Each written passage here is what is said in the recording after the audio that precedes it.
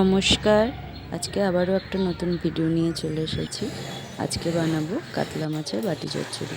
তো এর জন্য প্রথমে মিক্সির কাপের মধ্যে নিয়ে নিলাম একটা মাঝারি সাইজের পেঁয়াজ, 7-8টা মতো রসুনের কোয়া, 1 ইঞ্চি মতো আদা আর 4টে কাঁচা লঙ্কা। এগুলো সব একসাথে পেস্ট করে নেব।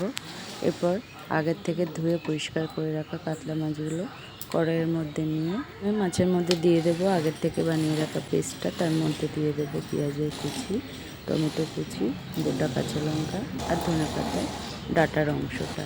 এরপর এর মধ্যে দিয়ে দেবো পরিমাণ মতো ঝাল লঙ্কার গুঁড়ো, হলুদ গুঁড়ো, ধনে গুঁড়ো আর 2 টেবিল চামচ সর্ষের তেল।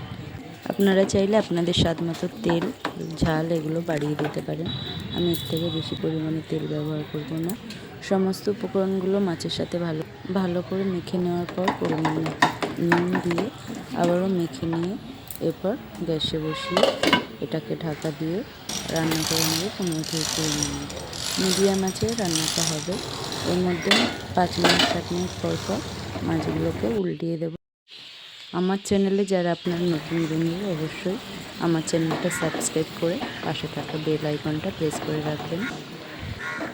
সবাই মিলে সাপোর্ট করলে এগিয়ে যাওয়ার পথটা সহজ হবে।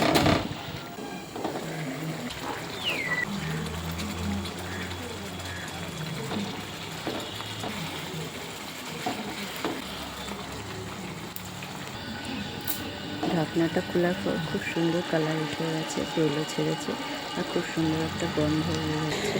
এবার ধনেপাতা কুচি দিয়ে পরিবেশন করে দেবো কাতলা মাছের বাটি চচ্চড়ি। এই রান্নাটা কেমন হলো অবশ্যই আমাকে লাইক কমেন্ট করে জানাতে ভুলবেন না। ভিডিওটা দেখার জন্য সকলকে ধন্যবাদ।